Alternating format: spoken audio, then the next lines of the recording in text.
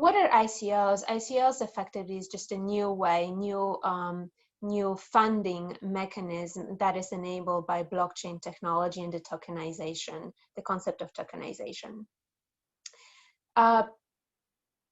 So in this literature review that I conducted makes two main contributions. First of all, because this is such a new area of study, I attempted to standardize certain terms, such as describing professional investors, and also I propose a framework to analyze the growing body of empirical studies on the impact of investors on startup financing. So I'll give you the two key takeaways right now, and then I'll dive in more into the specifics. So first of all, most empirical studies suggest that professional investors do have a positive impact on the ICO process, and that includes mitigating information asymmetries and improving post-ICO financial performance. However, and this is what I find interesting, is that a handful of studies point to a potential conflict of interest between professional investors and retail investors.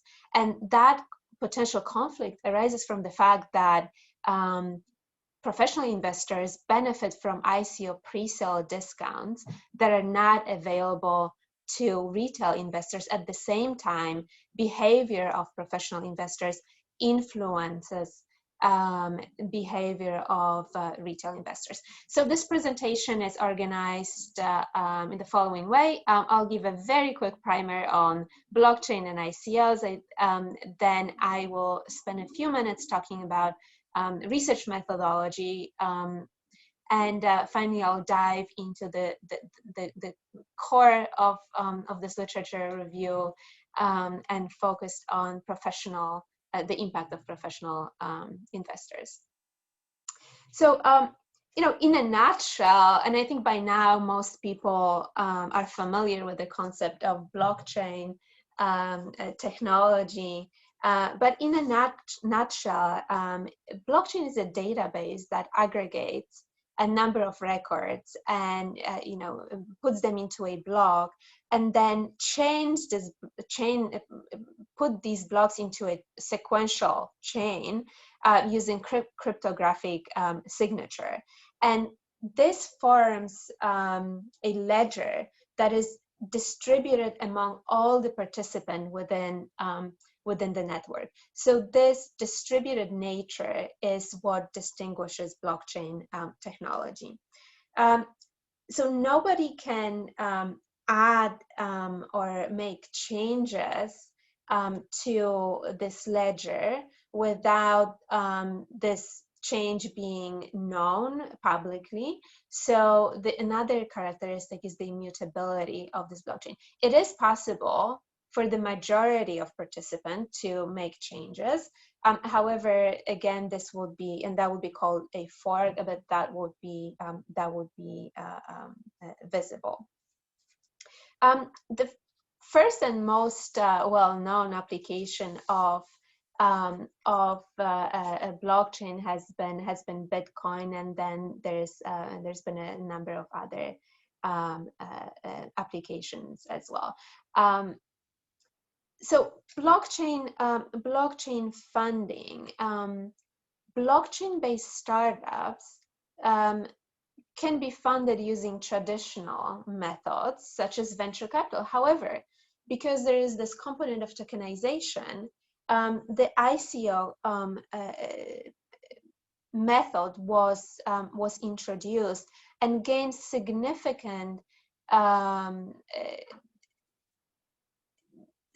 momentum starting in probably around 2016, and then what's presented here on this slide in the blue light blue colored bars, you can see the sheer amount of funding that was raised just within a period of 12 months. So that was 16 billion raised through ICOs. And that compares with the traditional more traditional way of funding blockchain startup via venture capital financing, and that's represented in the purple color. What's interesting is that, you know, after that spike, there's been some regulatory uncertainties and new improved ways of financing, such as security tokens, have been introduced, and that sort of started to shift the balance between VC funding and ICO. Nevertheless, there is a large sample of data available, and ICO has proven to be a viable way of funding startups. So this will be core. This slide here will be core to my further discussion. So, in a nutshell, the ICO process can be divided into 3 stages: the pre-ICO, which is called pre-sale, the actual ICO that's open to the public, and then the post-ICO period when you're actually building out the venture and tokens are listed on an exchange. What's going to be particularly relevant for this discussion is the first stage, the pre-ICO stage. And this is a private phase where only a select invited group of investors can participate, and that typically is, you know, groups like venture capital or hedge funds that are invited into the round. Lastly here, this data is a bit dated, but I think you can get the point here looking at the orange bar. So this shows a venture capital funding of blockchain startups. All the different shades of blue, those are more traditional way of financing, going into different rounds of financing. The orange one shows that VCs have been increasing their participation in that first phase of ICO financing, being the pre-sale. So diving into the actual literature review component here. This area is very new, as I mentioned before, and bulk of publications have been released between 2018 and 2020. So on this page, you see you know, some of the key contributors to this academic discussion, this emerging academic discussion.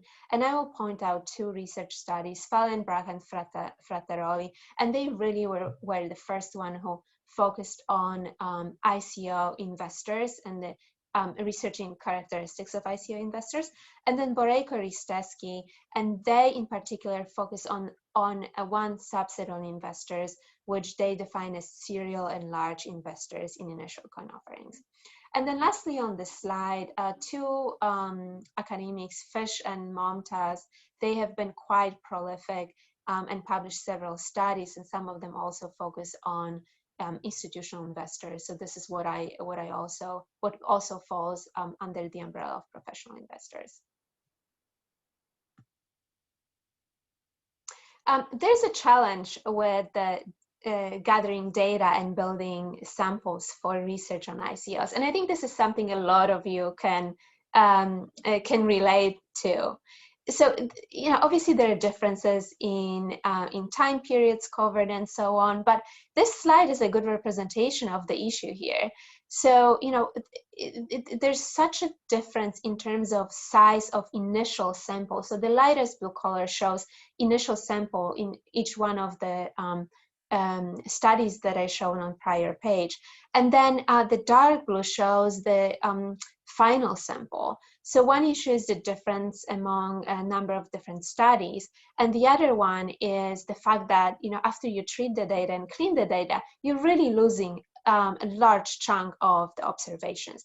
And the reason is that there is a lack of a single comprehensive ICO database. So this is a great graph that I got from a study by Leandres, Palazzo, and Rabetti. And on the on one side you have number of sources, on the other axis you have consistency, and going from top to bottom. So from the darker color to lighter color shows the quality of observations. And what's concerning is that you've got here this large chunk of data that's been that it was considered by these authors as poor quality. And again, there's a couple reasons for that, and don't want to go into too much detail in here. But the fact that there's not a single database, there's lack of, the process is unregulated, there's no disclosure requirements, whether it's primary or secondary data, you cannot rely on the quality of this data.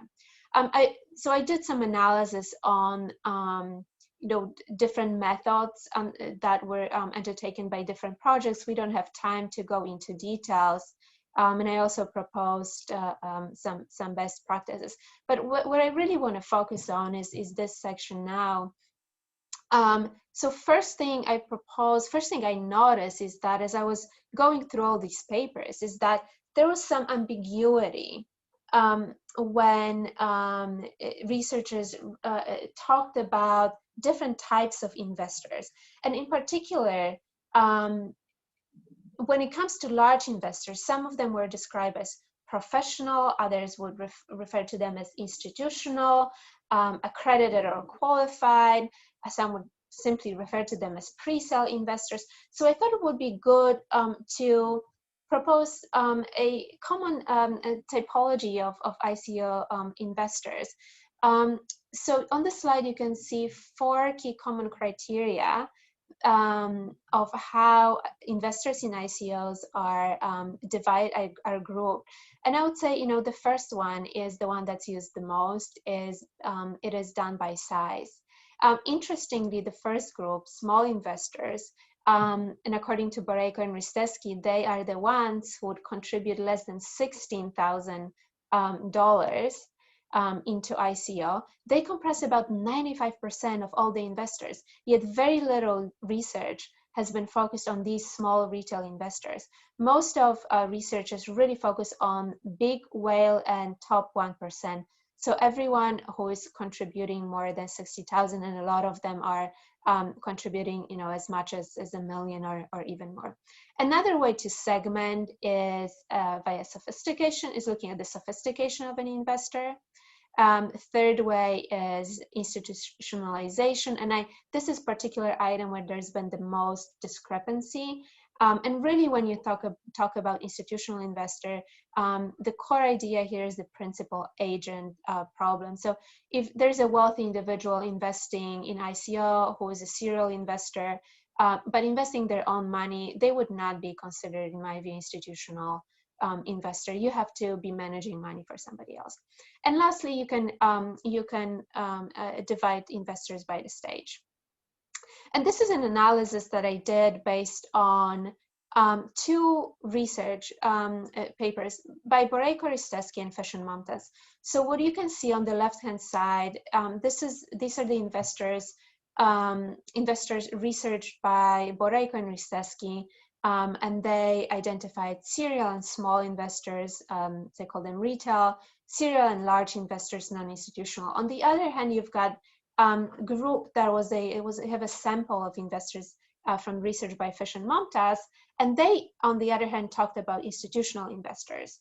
So I say that there is an overlap indeed between both of these samples, and these samples could potentially be combined to help increase the sample size.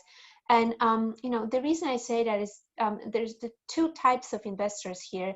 Those that are in the overlap area, serial and institutional investors, but there's also that group on the left, serial investors who are large but non-institutional. But because they have the experience as investors, they could absolutely be considered as professional investors and included in research. I'm not going to go into detail here, but you know, so because I was looking at the, you know, what the impact of professional investors on the success. So these are the most common success factors. Most authors focus on financial performance. Interestingly, Howell and her colleagues suggested that perhaps operational progress is as meaningful, or perhaps even more meaningful, for conducting the research. And then so you know, what is actually the impact? So a couple key takeaways from the theoretical background here. You know, signaling theory and the concept of information asymmetries and the ambiguity between ventures and investors is the key theoretical concept. And you know, we've in the context of startup financing, we have seen authors talk about screening effect, which is basically ability to interpret signals, receive and interpret signals, and then the coaching effect.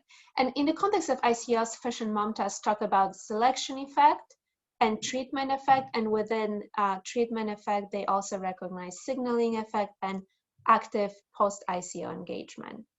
So in the first pre-sale stage, pre-ICO stage, Fish and Momtaz conducted their tests, and their takeaway was that indeed, during the pre-sale stage, the selection effect is most visible.